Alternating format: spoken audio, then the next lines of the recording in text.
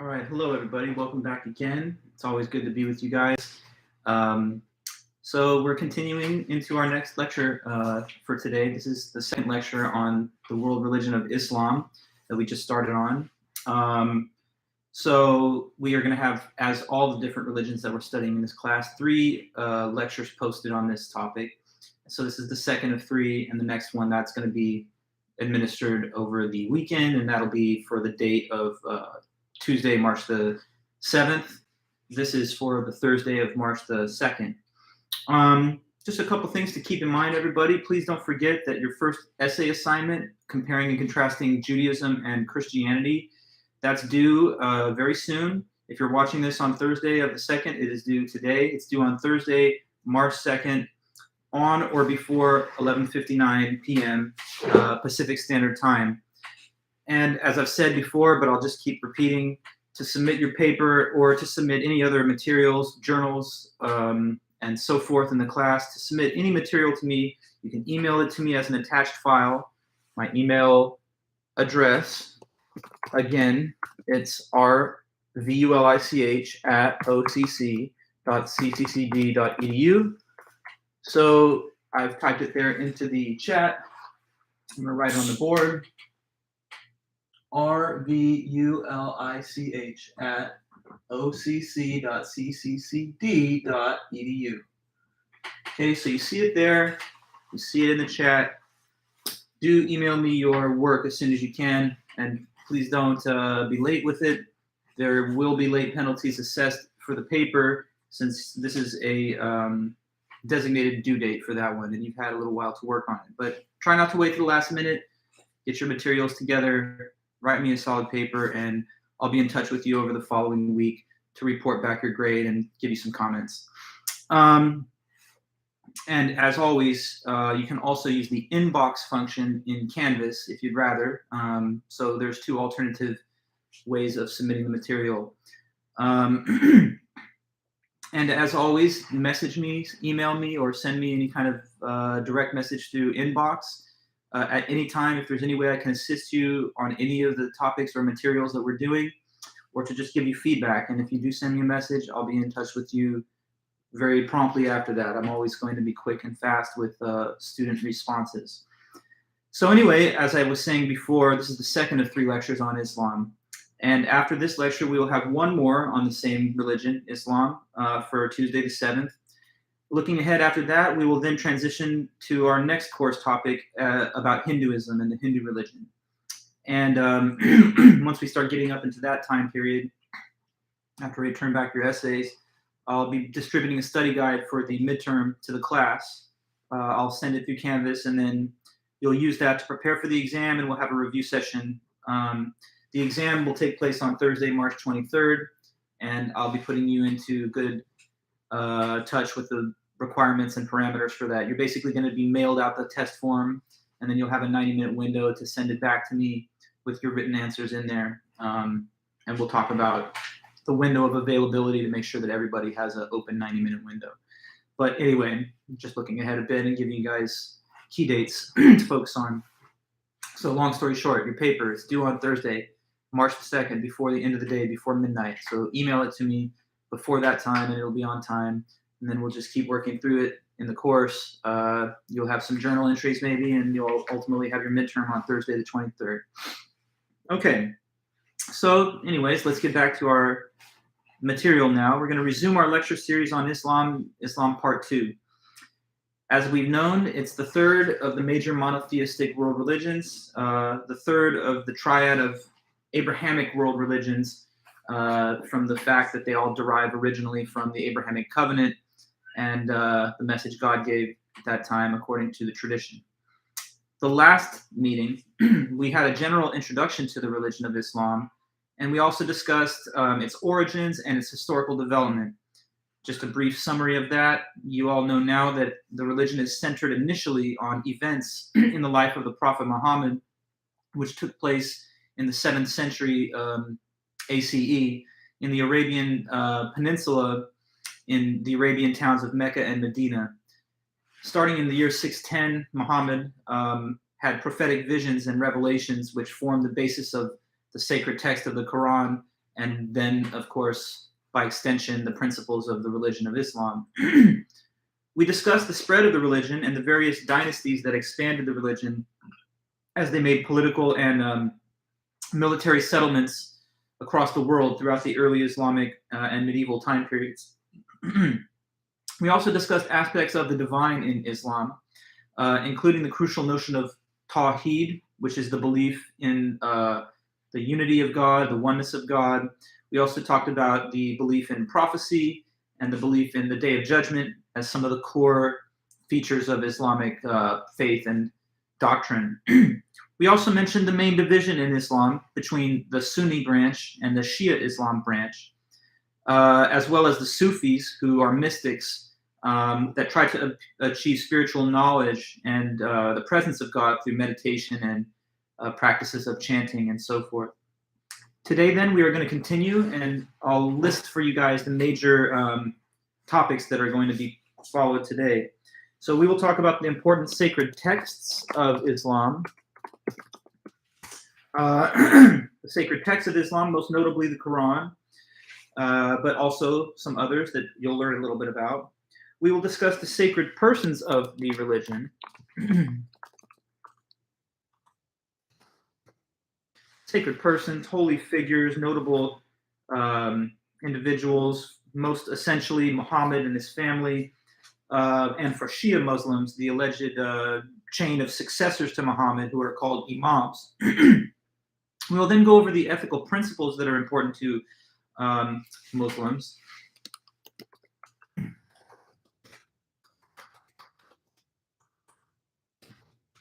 Okay, sacred texts, sacred persons, ethical principles.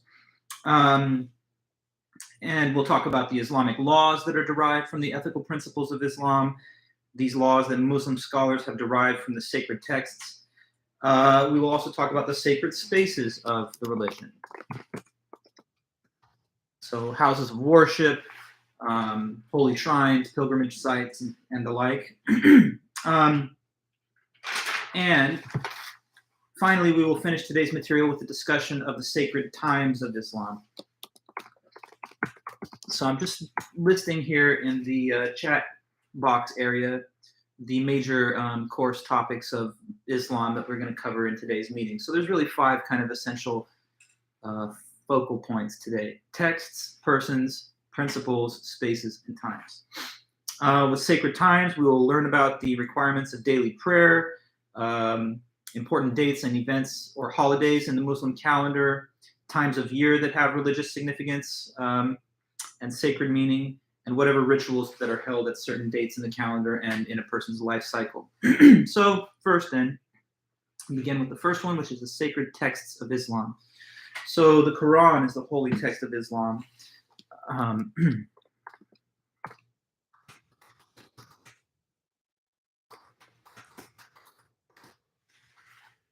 Okay, so the Holy Scripture, the most sacred text of all within Islam is the Quran.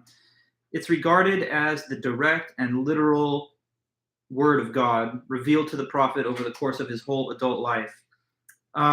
It's really impossible to overstate the degree of respect, reverence, and awe that Muslims feel for the Quran because it is seen as God's exact specific word, and it's supposed to be how God makes himself known to human beings in the earthly realm. Therefore, the book itself is almost divine in its standing and status. It's very interesting to read the Quranic verses if you ever do, because you'll notice that it's quite blunt, straightforward, unvarnished, and direct. So the idea that this is the exact word of God, unmediated, unfiltered, just straight from God to Muhammad, is kind of something that makes sense when you read the style of the writing, because after all, it's just so blunt and boldly stated that it almost seems like it's all in the imperative form of voice, where you're just being commanded to do things by this kind of otherworldly figure. According to the tradition, the verses of the Quran were revealed to Muhammad, and he then recited them to his followers. And later on, after his life was over, they were transcribed. The word Quran in Arabic roughly translates to recitation. So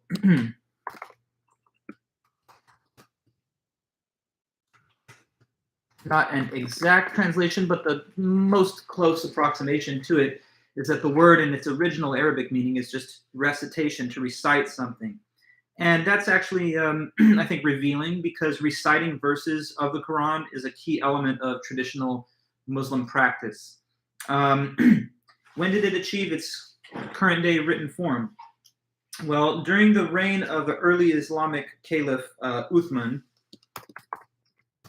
So he ruled from, so he became the head of the Islamic community in the years and generations after Muhammad's death. His time period of reign was 644 to 654 AD, or we call it ACE, in keeping with our conventions. Uthman was the caliph that ruled in the Arabian Peninsula during those 10 years, during that one decade. And he basically commissioned a set of learned Islamic scholars at the time to try and write out the definitive version of the Quran. And so ever since then, tracing back to that particular time period, I mean, Muhammad died in 632, so this is really just about 10, 15 years after his death. And Uthman wanted to commission this official kind of definitive version of the Quran. And that's what ended up happening. Now, the structure of the book, it contains 114 chapters. And what they are called by the Arabic term, by Muslims, is surahs. So each chapter is a different surah, and there's 114 specific of them. Now, the naming and numbering system of each surah, each chapter of the Quran, they're named by both a number and a title. The title is a word or phrase that is something distinctive in the chapter that makes it memorable. For example, Surah 2, the second chapter, it's called the cow. So like you could see it designated as such.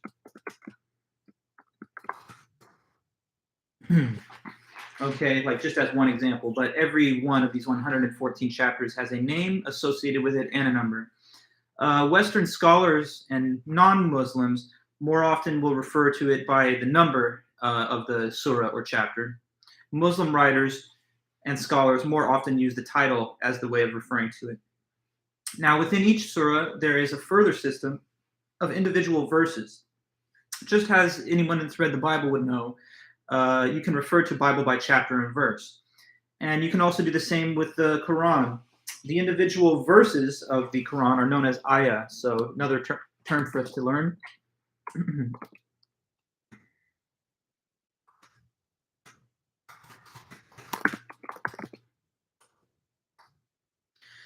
And the plural of that is ayat.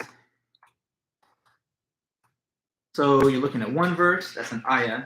Talking about multiple verses, those are ayat. And so ayat actually has its own meaning in Arabic as well. So an interesting thing is that as you learn the meaning of these words, there's like a sort of specific translation in English, but then there's also sort of like some older etymological meaning of the word in the original tongue of Arabic. So what ayah means in Arabic is sign or signs. So there's an interesting kind of double meaning there. When you're talking about ayat in the context of Islam, you may be referring to the verses of the Quran, but you also may be in reference to the more general idea that these are signs given by God to man. And so an interesting way of looking at it is that the verses themselves are considered to be signs. Now, the Islamic tradition says that the first surah that was ever revealed to Muhammad was Surah 96, which is called the blood clot. So first revealed surah is Surah 96, quote unquote, the blood clot, to give its title. Okay, and they say that this was spoken to the Prophet Muhammad by the angel Gabriel. The angel Gabriel is mentioned in the other major monotheistic religions. He's mentioned in the Torah, the New Testament, and now the Quran. According to the tradition, he visits Muhammad, and he says this, which becomes the Surah 96 of the Quran. It says, recite in the name of your Lord who created man from a blood clot. So it's like recite these words in the name of your Lord, and this Lord created man from a simple blood clot. It's a kind of stark and stirring image. It's a message which calls Muhammad and then all other Muslims to action and to attention, to worship and to obedience to God. There's a big contrast that's implied in that little piece of writing, which is that man is something small and insignificant, and God has utter control. We are totally dependent on him. And so the first revealed surah is supposed to highlight this kind of demarcation of the divine from man and our role as subservient and obedient to him. The surahs are organized in the Quran in order of length. The longest of them is at the beginning of the holy text, and the shortest ones are at the end, with one exception. The only exception to that is the very first chapter, the very first surah called the opening, which is only 7 verses. But apart from that one, which is relatively short, after that, you'll see that the pattern persisting after the first chapter is that we have the longest surahs in the beginning and the shortest ones there at the end. So it's got that kind of interesting structure and format. The beginning of each surah starts with a specific important phrase, which is known as the Bismillah. So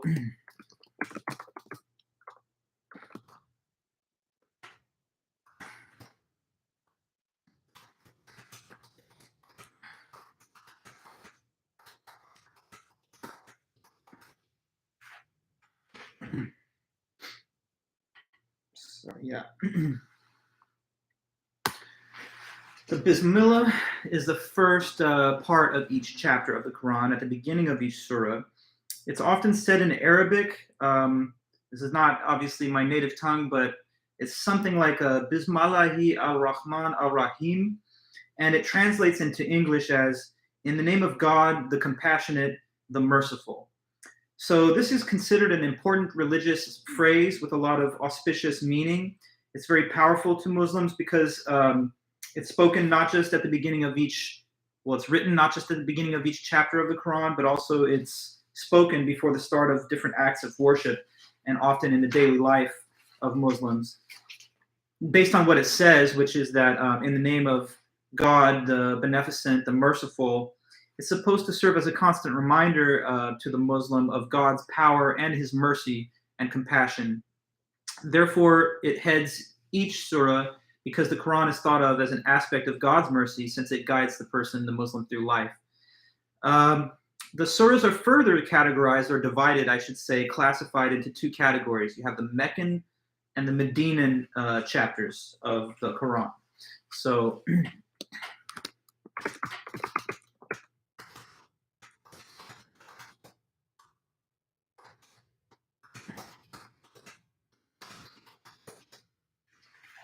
I may have said something, just one slight correction. There's 2 different types of verse in the Quran. So these are 2 different types of ayat, the Meccan and the Medinan verses. And the distinction between those 2 depends on whether they were revealed to Muhammad before or after his journey to Medina from Mecca, which is called the Hijrah, that took place in 622.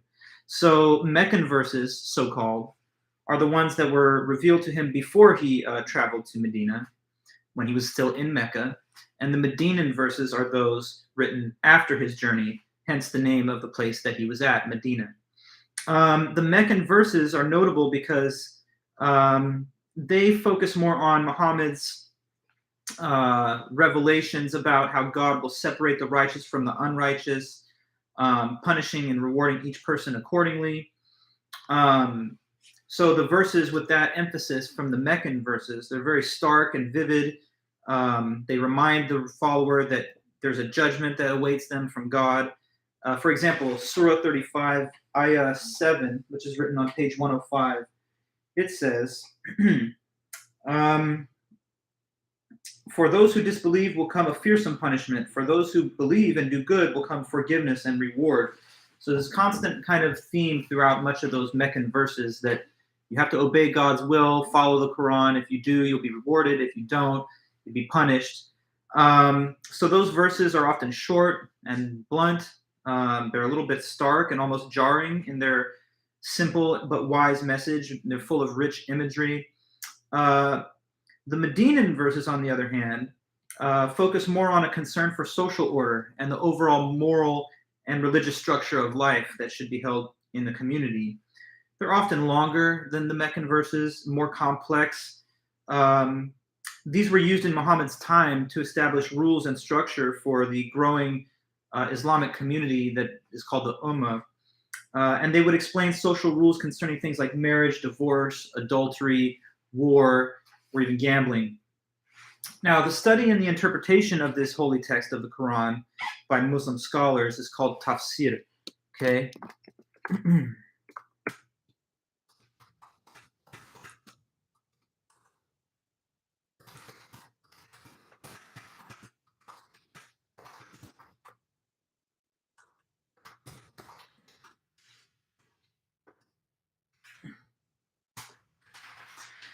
Study and interpretation of the Quran by Muslim scholars is tafsir.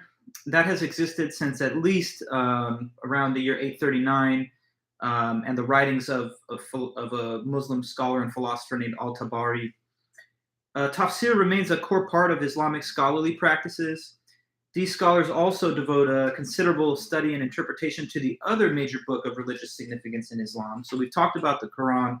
Now we have to mention also the Hadith.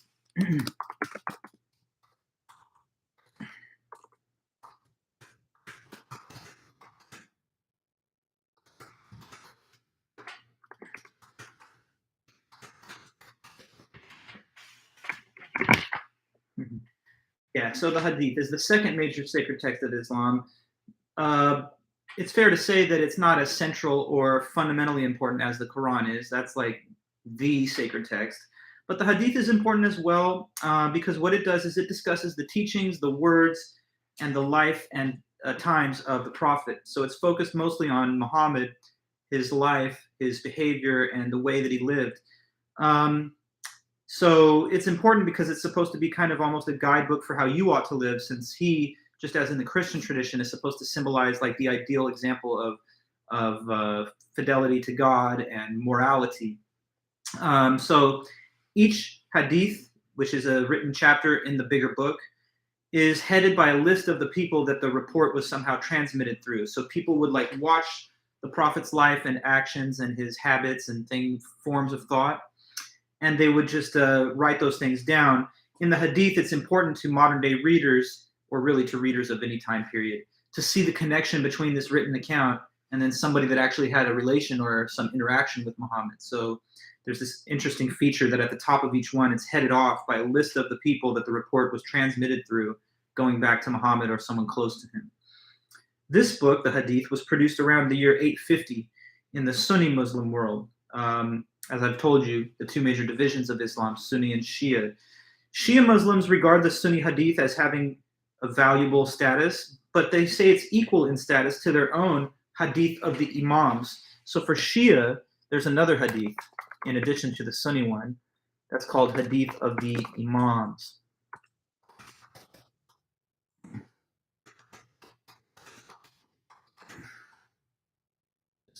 Put this in the chat here. Give me a second.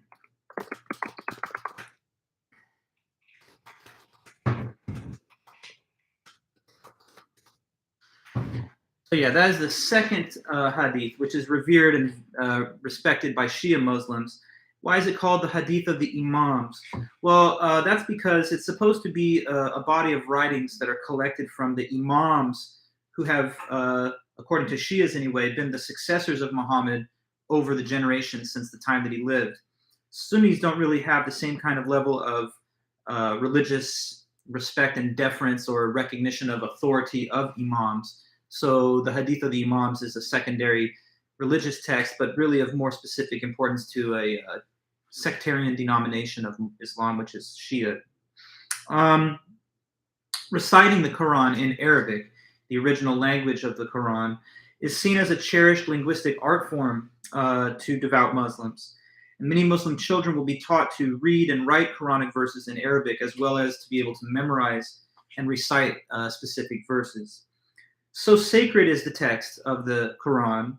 The devout Muslims say that you must be in a state of ritual purity and cleanliness to even handle it or to read and interpret it. So there's this kind of ritual cleansing where you actually will use water to ensure that your body is not in a non-purified state when you interact with this holy text. So much respect and honor is given to it that even to handle it, a devout Muslim anyway would want to have cleansed their body. Now that we've done a nice summary of the sacred texts of the religion, mostly I guess we've named it down to the Quran and the Hadith, and then to a lesser extent the Hadith of the Imams, although it's of course important to traditional Shia Islamic practice. Having talked about all that, we're now going to spend a few moments talking about the sacred persons of Islam. Obviously, I think it's clear by now, if you didn't know already, that the most important sacred person of Islam is the Prophet Muhammad. He's considered to be the ideal Muslim to emulate in all respects, and as we just mentioned, there are whole holy texts like the Hadith, but also classical Muslim biographies written to explain the nature of his life and career.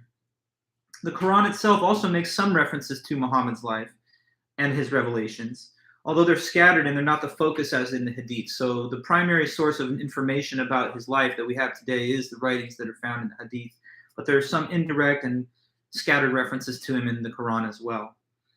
The accounts found in this collection of sources range from historical to legendary. So, the accounts of his life that we find in these written documents and texts, they are ranging from the more obviously historical to the more, at least, legendary or mythic.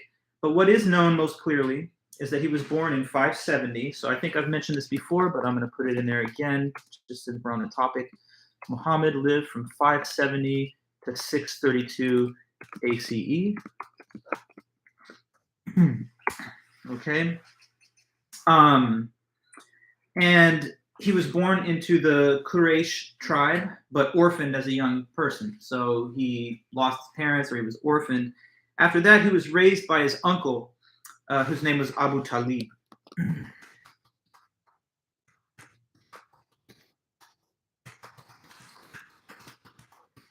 He was orphaned as a young person. His uncle Abu Talib steps in to take on the obligations and responsibilities of raising the young Muhammad. He was known, he was also raised by his extended family, but primary guardianship went to Abu Talib. He was known in his youth even as being a very precocious, wise, and moral individual. He was known for being honest and had a nickname, Al-Amin, the trustworthy, because of that fact. So just letting you know this as well.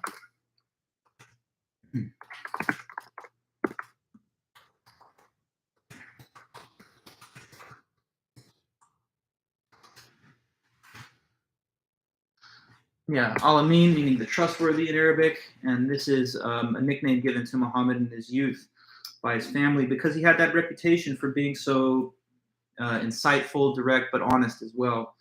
He eventually married a woman named Khadija, who that was his first wife.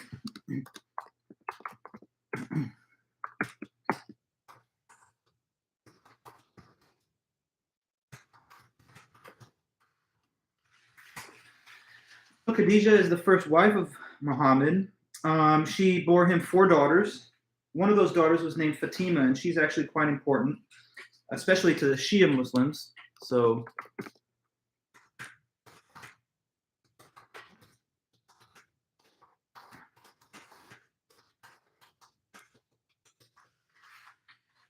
Fatima is one of Muhammad's 4 daughters, of course, then Muhammad's son-in-law.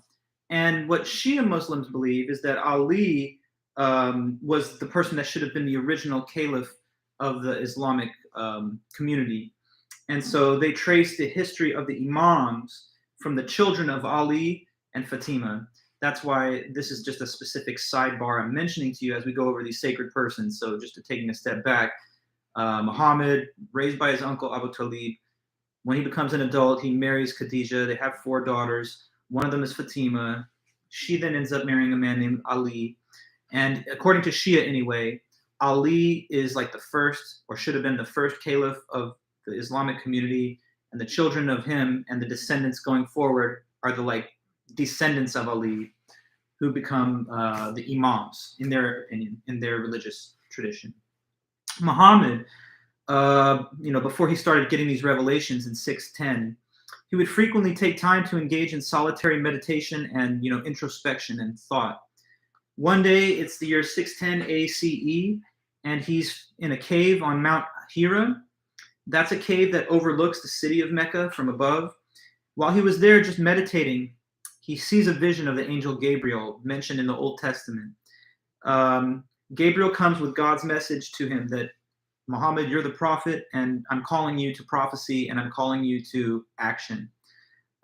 Initially, Muhammad, according to tradition, was in shock and kind of awestruck and even fearful, but he then did begin teaching the messages of monotheism that he was hearing in these visions.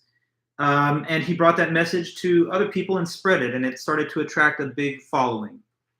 The Meccans of the time, the people that lived in Mecca, were pagan polytheists, and a lot of them persecuted Muhammad and the followers of his message, because he's telling them, no, polytheism is wrong. There's only one God, and God has this will, and you have to obey that will. But not everyone appreciated that message, because sort of how you saw Jewish persecution in the early days of the Jewish religion, when you're coming into a community where there's polytheism and all these pagan gods, it's not going to necessarily be received well to tell people that this fundamental idea of theirs is wrong. And just, I noticed one of my former students has said hello in the chats, but it's always nice to see those folks. So anyways, yeah, continuing from there. So what I told you is that he and some of his followers, they were persecuted for trying to spread this message of monotheism. And say hello to Peachy, little princess. She's a good girl. Putting her over there. Thank you, guys. So anyway, finally it gets to the year 619. He's been hearing these revelations for a better part of a decade. And in 619, something happens. His uncle that I mentioned earlier, that kind of was like his protector, dies. And that leaves him feeling vulnerable, because obviously he's got a lot of opponents of the religion that he's forming and enemies of that. So he makes a decision. I'm going to try to leave Mecca, and we're going to go north to the city of Medina, which is a more agricultural town in the north of the Arabian Peninsula. He specifically starts that journey on July the 16th of 622. So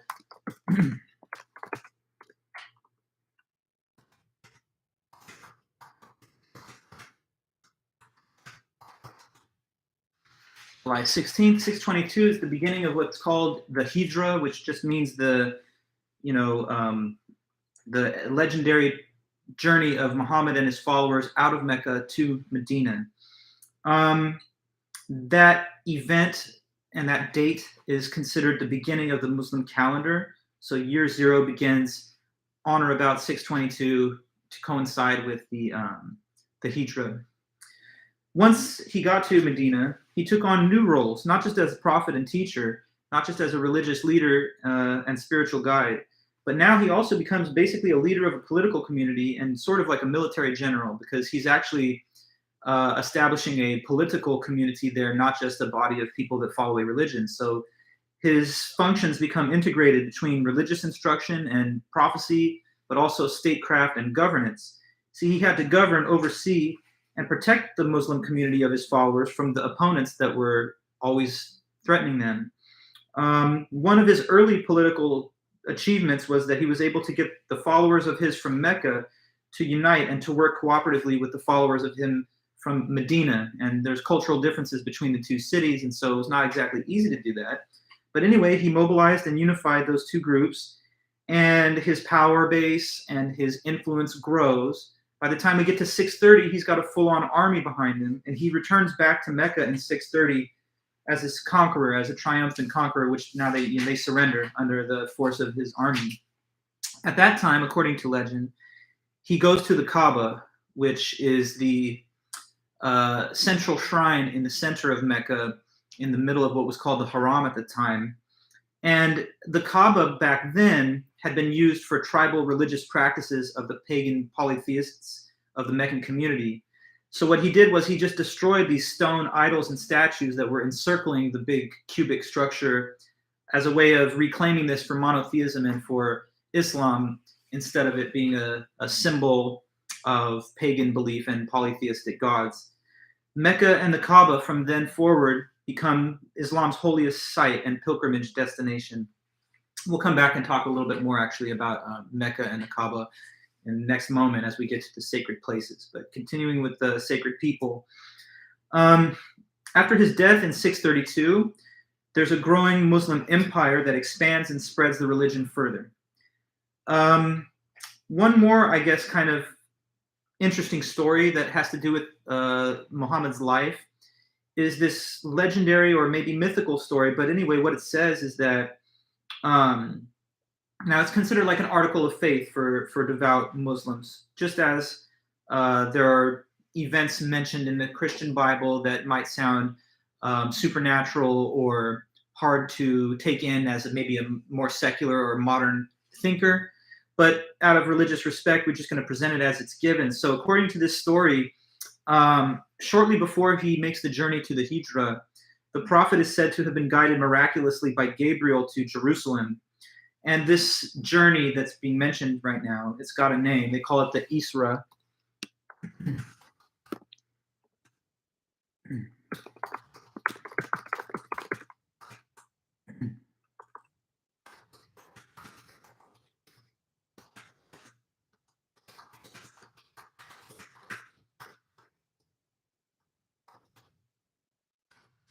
Okay, the Isra, the legendary journey of Muhammad and the angel Gabriel to Jerusalem. So the angel Gabriel, according to this story, accompanies and takes Muhammad to Jerusalem. And what they do there is they have a prayer session with other major prophets from the lineage of prophets going back.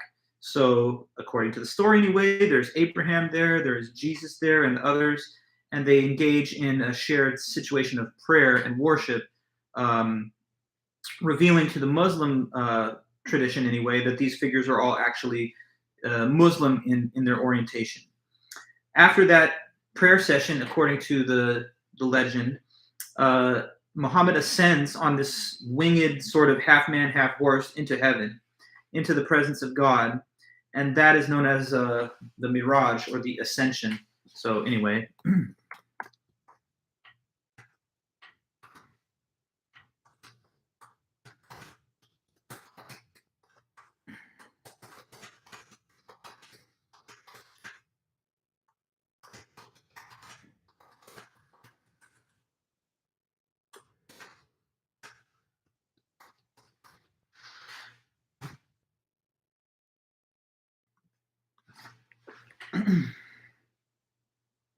Sorry, just getting this here.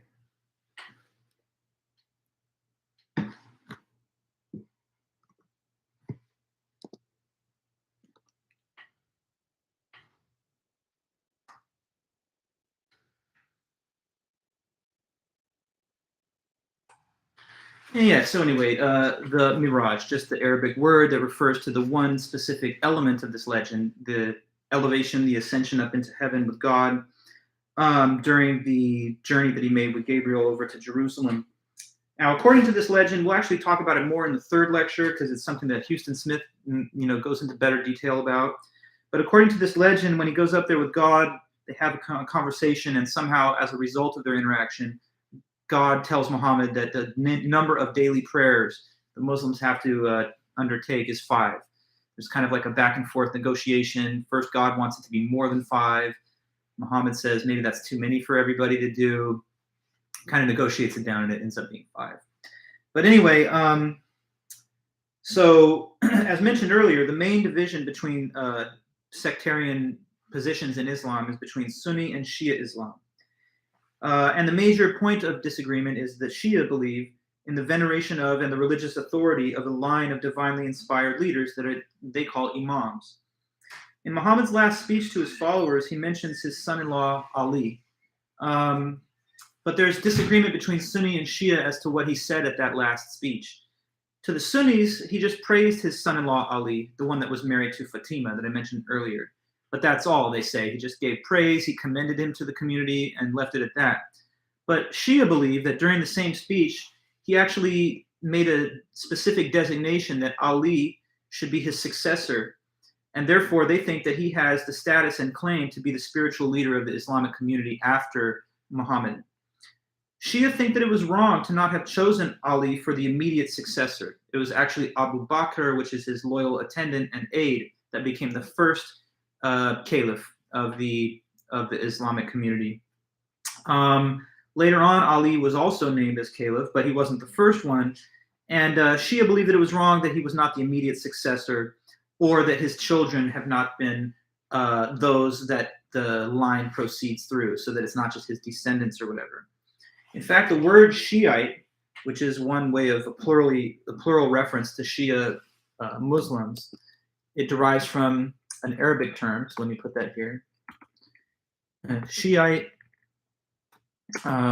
derives from the phrase Shiat Ali,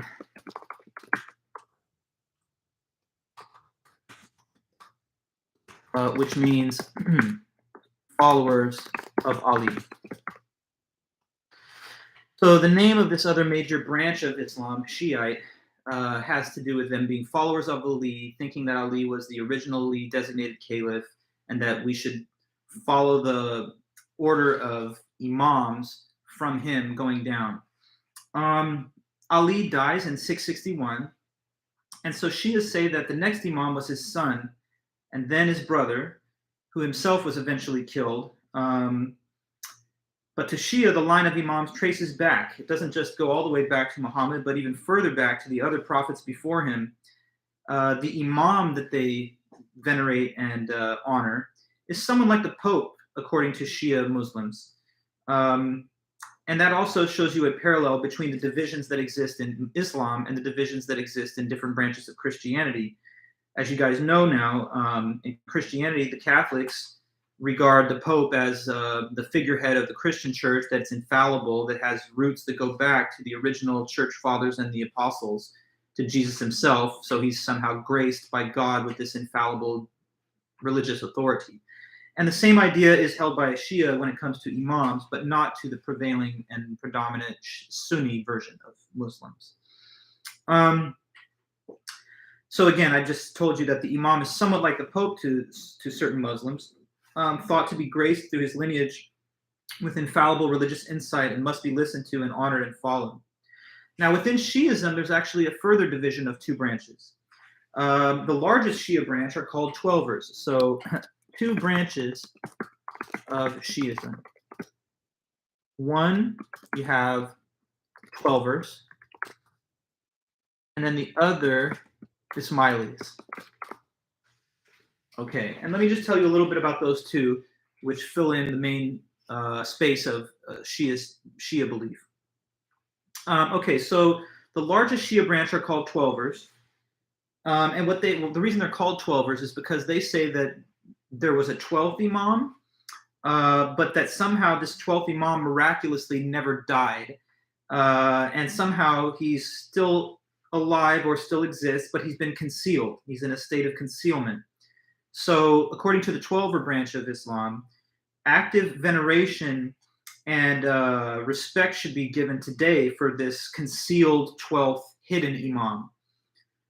It's almost like the idea of the Messiah, because Twelvers also believe that this 12th imam will return shortly before the day of judgment to lead forces of good against the forces of evil in a kind of apocalyptic final battle.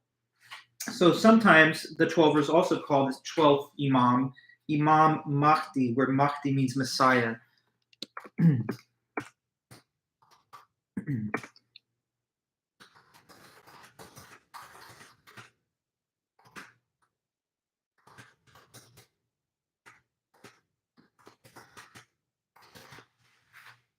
Okay, I just put there in the notes, Imam Mahdi, alternative name given to the 12th Imam as believed by the Twelver Shias. Yeah, the other smaller Shia branch are known as the Ismailis.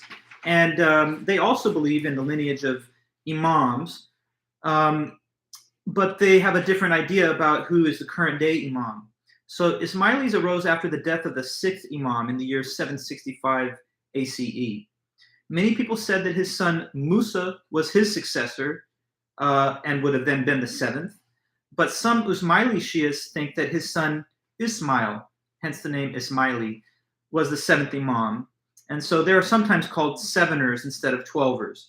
The Ismailis, unlike the twelvers, believe that there is still a current unbroken line of imams that can be traced back to the earliest days of Muhammad all the way through to the current day. So they believe and they venerate a current day living imam, unlike the twelvers who are waiting for the return of the mysteriously hidden 12th imam. So now I've just kind of tried my best to explain to you guys some of the basic sectarian differences that exist within various branches of Islam. And we've talked as much as we could about the various sacred figures and those associated with them in the religion.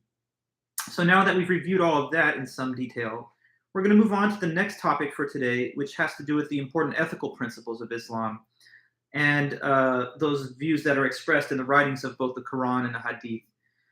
So the Quran and Hadith tell Muslims how to live, both individually and as a matter of law for both society and for community. So, you know, it's telling you, you as an individual have to live in this way, you have to adhere to these rules and parameters, but also they impose social rules and communal rules for people to live together in society. They say that Muslims say that humankind was chosen by God to act according to his will and to represent him on earth. So, as they say in the Quran, you're supposed to, and this is Surah 3, Ayah 110, it says a man is charged to bring about the good and to forbid the wrong.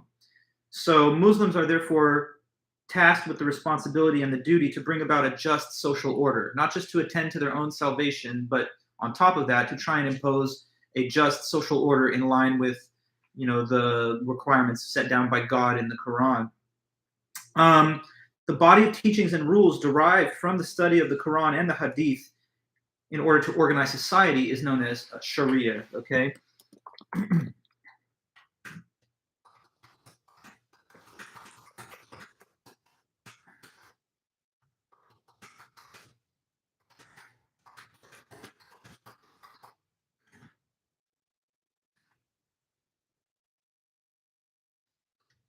Okay, so Sharia is just a word used to stand for Islamic rules of social order derived from both the Quran and from the Hadith. So yeah, the Sharia are these laws, and fundamentalist Muslim scholars, some of them say that laws which are derived from Sharia should be used to craft societies, Islamic societies, and social structures. The intensive study of Sharia is called fiqh.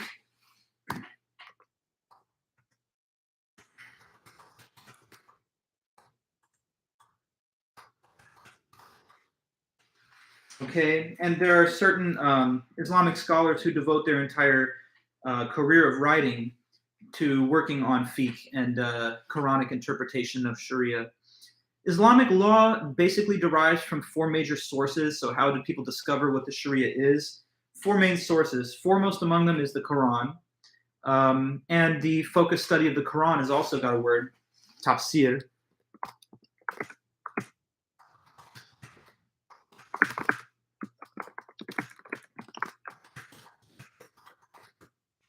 Tafsir will say focused study of the Quran to derive Islamic legal insights.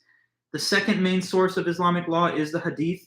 Some people say that this is actually an easier source to refer to in understanding what social rules and norms there should be, because the Quran is very sometimes figurative and complex, even poetic. The Hadith is often a little bit more straightforward for some anyway, and therefore it's a secondary source of Islamic law. The third source is a concept called ijma, which means consensus.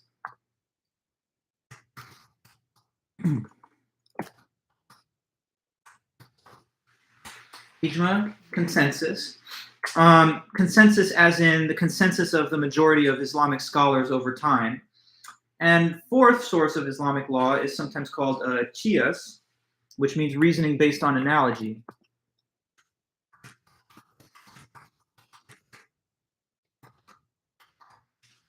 Okay, and so what that basically stands in for is when you don't have any kind of clear guidance provided by the Quran and the Hadith, like nothing specific or definitive is given, then you're supposed to be able to use analogies in order to understand what would have been the intent of God or the Prophet in the case given. So we say four main sources of Islamic law or Sharia. There's Quran, Hadith, Ijma, and Qiyas.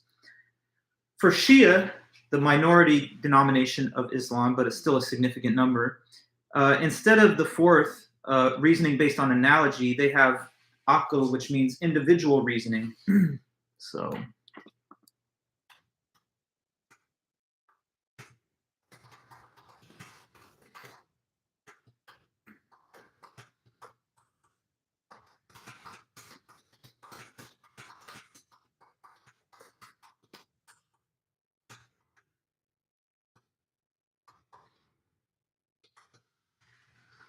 so one little minor distinction there is for the Shia version of Islam, instead of having reasoning based on analogy, the fourth key to Islamic, law and Sharia is individual reasoning, which kind of shows the greater orientation and emphasis in Shia Islam to each person's individual use of reason, as opposed to something handed down over time or through consensus or whatever. And so, anyways, overall, in the Islamic legal tradition, there are two general kinds of law: those that govern the relationship between man and God, and those that govern the relations that should be between human beings and society. In each case of these laws, Islamic laws, there are five specific categories of moral behavior. Okay, so let me put that on to you. Five.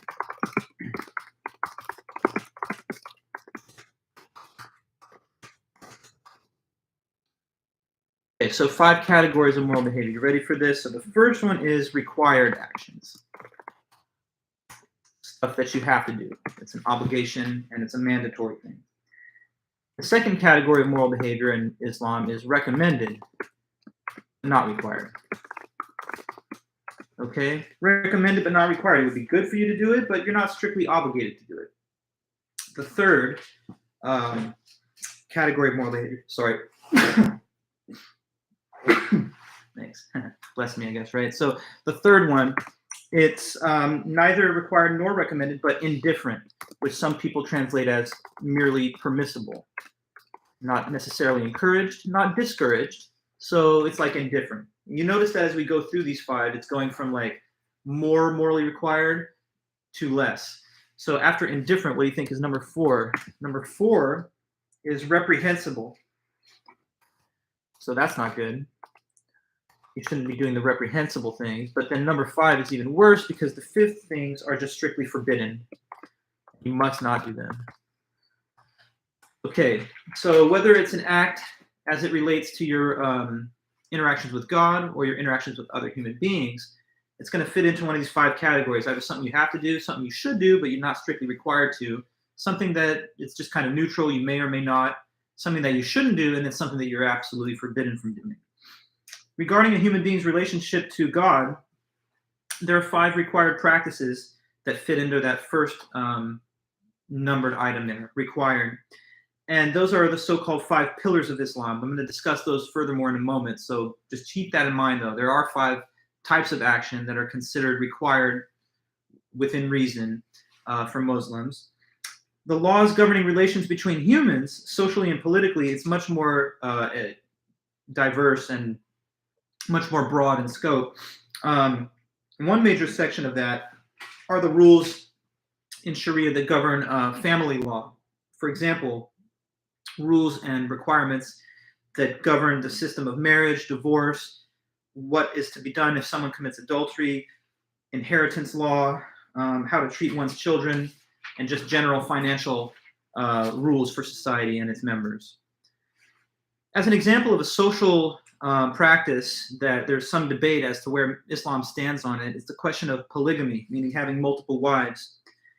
There's some ambiguity because looking at the Quran itself, there are definitely certain verses which say that a man may have up to 4 wives, but there are other verses which say somewhat to the contrary, that you must treat each wife completely equally in all ways, meaning you give equal amounts of love, equal amounts of responsibility, and an equal partnership with you. And many people, some scholars anyway, have argued that that's not really so easy to do with multiple different wives or spouses. So this second reading of the scripture kind of, in many people's mind, imposes practical limitations or maybe even a straight up ban on the practice. but it's a sort of a hot potato that different people interpreting the Quran can come to different conclusions about. Traditional religious education occurs within Islam at a religious school or college, which is called a madrasa. So madrasa is just religious school. As you guys know, there are like Catholic schools and Christian religious themed schools and institutions in our system here, and the same we can see in Islamic societies, the madrasa. The madrasa combines the study and instruction in the Quran with worship and religious functions. So I guess we've now had a at least somewhat comprehensive overview of the Islamic ethical practices and principles that matter to them. Next, I want us to turn our focus to the sacred spaces of Islam. Now, we all know that the primary sacred space that should be mentioned, at least as it compares to Christianity and Judaism, is the equivalent of, say, the church or the synagogue. And the equivalent of a church or synagogue within Islam is called a mosque. In Arabic, the term is masjid, but here we go, mosque equals Muslim house of worship. And the Arabic term for that is masjid, which means, interesting, place of prostration in a more direct translation from Arabic to English. So it means a place where you're going to like physically lay yourself out, bowing, kneeling, prostrating on the ground before God as a sign of humility and obedience to this being, to the supreme being. And yeah, so a place of prostration is just a reference to the act of praying while in a prone position on the ground. All mosques have the same basic physical layout. There's a communal prayer that occurs. Worshippers are directed toward the direction of Mecca and the Kaaba. There are towers that often are featured on the outside of the mosque, and these towers are called minarets. They're also the place from which the call to prayer is made. We'll talk about that in a moment when we get to sacred times. But there are 5 required prayers each day, and at the mosque you'll have a imam. Well, in the local sense, the term imam just means like the equivalent of a preacher. In the Shia religious sense, it means like the head of the church, the imam, instead of an imam. But anyway, the equivalent of the preacher at this mosque will put out a call to prayer, and it'll be easily heard from worshipers in the area, reminding them that it's time to kneel before God and pray. There's a raised platform at the front of the mosque, and that is the position where the local imam will deliver their sermon from the equivalent of a pulpit. Weekly mosque is on Friday in the Islamic tradition. So we see a difference with these 3 major Abrahamic religions. For the Jewish faith, it's Saturday, that's Sabbath. For Christians, it's Sundays. And for Muslims, it's Friday, the weekly prayers. The weekly sermon that is given on Friday also has an Islamic name, and that's the khutbah.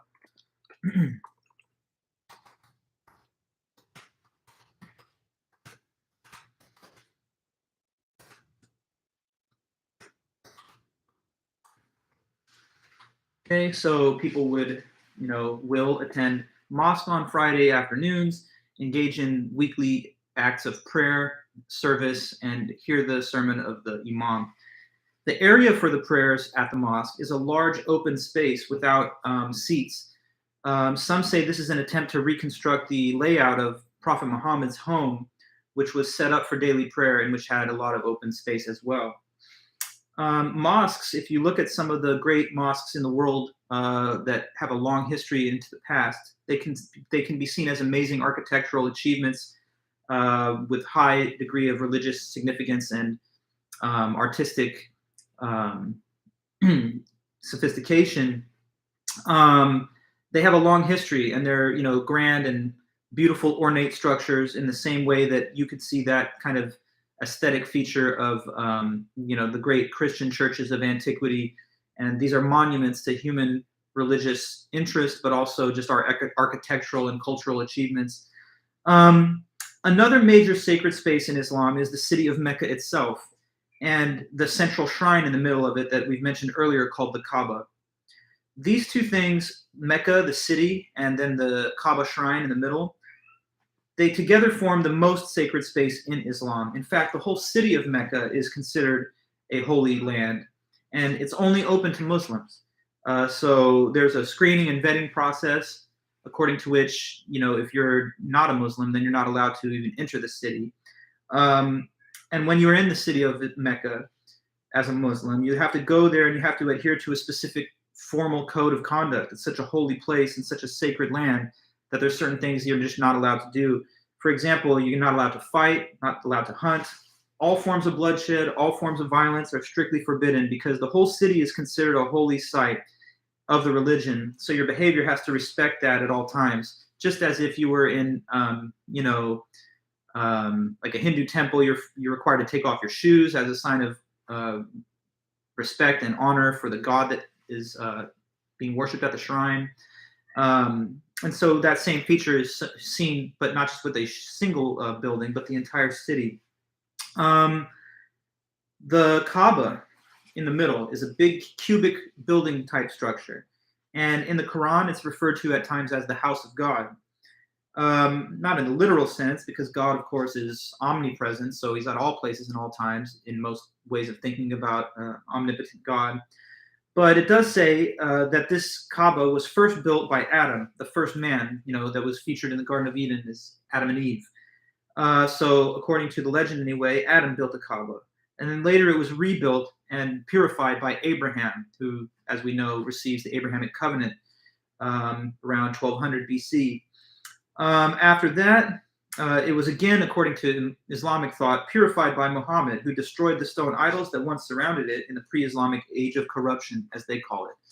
Now, Muslim prayers, wherever you're at in the world, they're always supposed to be facing in the direction of Mecca and in the direction of the Kaaba. And that's interesting because it sort of reminds you of how in the Jewish faith, when you go to a synagogue, you're supposed to pray in the direction of Israel.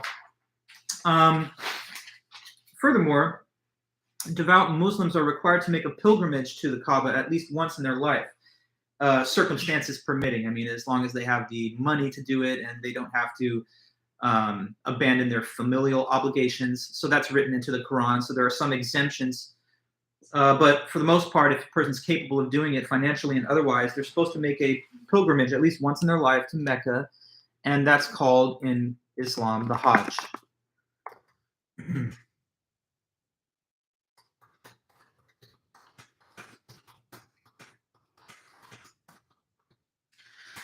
Hajj. So when a person does the Hajj, which occurs in the last month of the Islamic calendar, you're supposed to go and you wear white. You wear a white garment, which is called an ihram.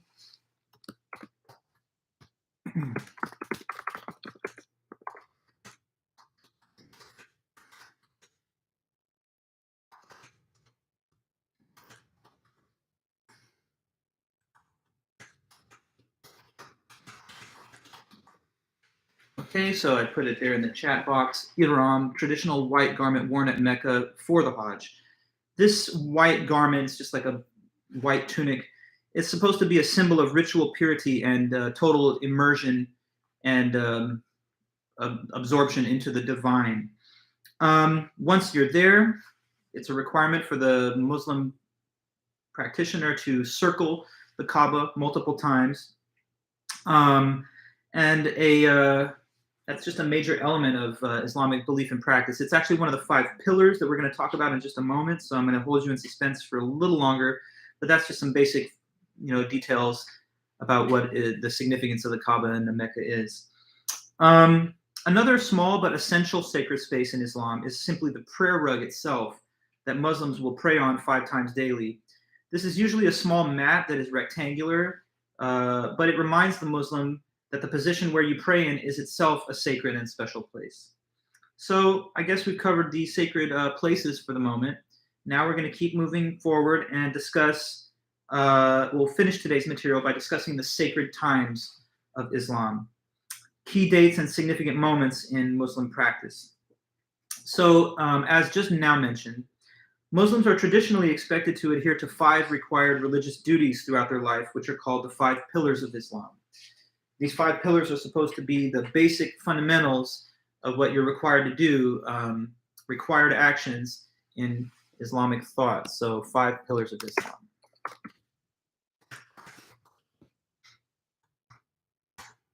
Okay, so the first one is simply the Shahada.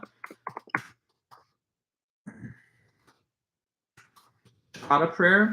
I think I mentioned this in the previous lecture, but the Shahada is this powerful but short and straightforward prayer that a Muslim must utter, and if they do, then that's all that's required for them to be a Muslim. It's simply the statement that there is no God but God, and Muhammad is his messenger. So at some point in one's life as a Muslim, they're required to say this statement and to utter it sincerely. The second pillar of Islam is just the 5 required daily prayers. Okay, 5 daily prayers, not the Shahada, which can be done at any time, but daily prayers numbering in 5 specifically.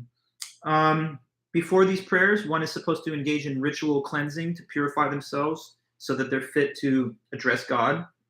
And then they occur at specific designated points of the day.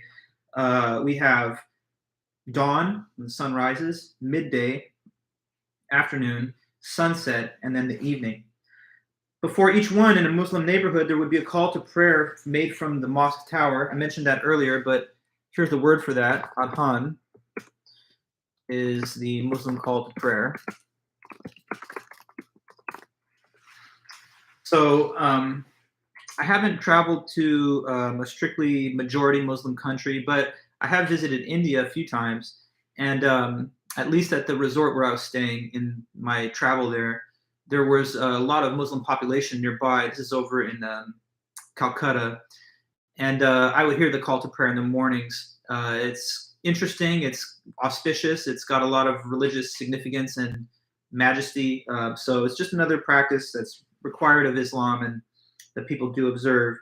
When it comes to weekly prayers at mosque on Friday, everyone's encouraged, but as far as a requirement goes, it's only strictly required of males. There's a sermon from the Quran that people will hear, as well as doing the Friday prayers at mosque. And Muslims that practice at mosque will actually form a line, and this line will be facing toward the imam. So if this was the imam here, then there'd be like a line of followers in a row right ahead of him. And they're listening to the person, and then when it's the appropriate time, they have a line of prayer. So it kind of gives you a sense of unity and cohesion to the community. It becomes a social practice, not just an individual practice. Each prayer begins with a phrase in Arabic that's called takbir.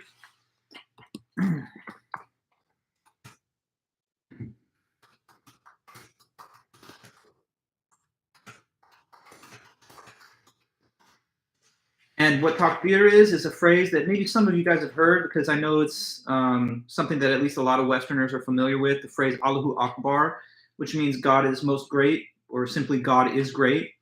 And then after that, they will read the opening surah of the Quran, and then from there finish up praying. Each worshiper in tradition holds 4 specific poses while praying: standing, bowing, prostrating, meaning that you're in a prone position on the ground, and sitting. Whether alone or at mosque, the prayer ends by saying, "Peace be upon you and the mercy and blessings of God." And that phrase is known as the taslim. So just another Arabic word to refer to an important aspect of practice and prayer in Islam. Taslim. I'll just write the whole phrase out. Peace be upon you and the mercy and blessings of God.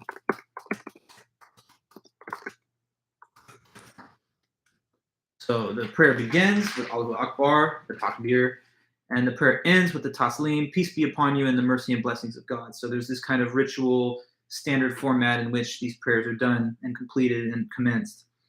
So that's the third pillar. That's the second pillar. So far we've given 2, the Shahada prayer and the 5 daily prayers. The third overall pillar of Islam is what's called zakat. And what that means is required charitable giving. Okay, so it's a requirement in traditional Islam to give us a portion of your income and wealth to care for other Muslims around the world, and that's the process of zakat. It's usually calculated as a given percentage of a person's income, but it's noted in the Quran that if you have no means to pay for it, then you can be exempt from this pillar. But that's interesting because it does show that there's a kind of social recognition of an Islamic community where everyone is supposed to care for each other and look out for them. So some degree of financial contribution to the church in order to support people around the world is a requirement.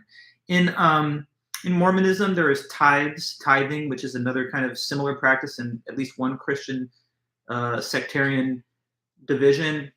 So it's not something we have no idea of. Many people think of charity as just a recommended but not a morally required act, but it is at least religiously required by Islam. The fourth pillar of Islam is to fast during the month of Ramadan. Okay, sorry, that's a typo there. It's Ramadan. Let me write it again. I just accidentally hit the letter M at the end, but it's Ramadan with an N. So Ramadan is the 9th month of the Islamic calendar. And during that month, Muslims are called to fast during the day, which means that you're not supposed to drink, eat, smoke, or engage in sex until after the day is over. Then you're allowed to break the fast at evening. And this practice is supposed to encourage a sense of community, a sense of relating to the hardships that people sometimes experience if they go through hunger or if they have lesser means to deal with their needs in life. It emphasizes our social and familial bonds with each other. So that's fasting during Ramadan. It's supposed to be pretty strict. You're not supposed to drink anything, even including water, not eat anything, not use drugs or alcohol or smoke or engage in sexual activities. And then at the end of the day, you can break the fast. And that goes on for just a 1 month period. Now, there's one more of these pillars, and it's been mentioned earlier. It is the Hajj. The pilgrimage to Mecca is the 5th pillar of Islam. For those Muslims that can afford to do it, or that it doesn't produce undue hardship for them, that's an expected requirement as well. Muslim boys are circumcised in the religion, much like most people in the West are, I guess, as well. And it is a religious requirement of Judaism, and at least most Christians do the same, but it's not, I don't think, a religious rule in that case. But in Islam, males are circumcised, but in many cases, it's not done until a little later, until maybe even age 10, or in some views, until they can recite the Quran. And these rituals that I'm talking to you about, and all these different observances that you see within the 5 pillars and so forth, and prayer and all that, you might think, oh, is this just people going through the motions, just kind of robotically saying words and taking poses that they believe will somehow check things off a list and then allow them the grace of God. But it's emphasized in Islamic practice that these rituals are supposed to be done in a mindful state, in an attentive state of intense concentration on your relation to God. So only sincere belief and connection to God makes these meaningful or valid. What about the time of death? After death in the Muslim tradition, the requirement is that you bury the body soon, usually the next morning. So it's a much more even fast, speedy process than what a lot of non-Muslim cultures have. The funeral, although there's obviously a lot of attention devoted towards the memory and honor of the deceased person, they're usually overall more stripped down and austere, in keeping with what was written in the Hadith, that the Prophet Muhammad himself disapproved of overly sentimental gatherings and so on. Last thing I'll tell you about these sacred times is the Islamic calendar itself. So the Islamic calendar has 12 months, just like the Julian calendar that we all use. But the year they have is measured on the lunar cycle instead of on the solar cycle. So long story short, that just means that it falls about 11 days behind the Western calendar each year. And so that's interesting because it means that each month in the Islamic calendar will gradually pass through all of the seasons of the year. Over a 32-year period, the cycle will be completed. So, I mean, along those lines, imagine Ramadan occurring during a summer month in some parts of the world with intense heat, like you have in some parts of the Middle East. There's no reduction on the requirement that you engage in fasting if you're going to be a devout Muslim, even if Ramadan happens to fall in a hot weather month. So again, it just shows you the kind of intense devotion and loyalty to the principles of the religion that devout followers act on and live by. Other key holidays that are observed by the religion are the Prophet's birthday, and there's also a great day of feasting known as Eid al-Fitr, which is the event that marks the end of the Ramadan. So finally, you fasted for a month, you're ready to actually get back into like proper mode of normal meals and routines. That's Eid al-Fitr.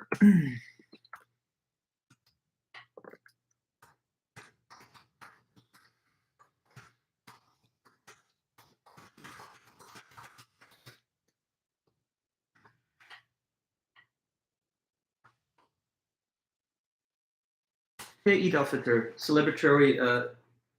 celebratory feast day at the end of Ramadan. Okay, guys, well, that's everything I had for us for today's meeting, and we've come to the end again. So I appreciate you guys tuning in. I want you to keep watching these.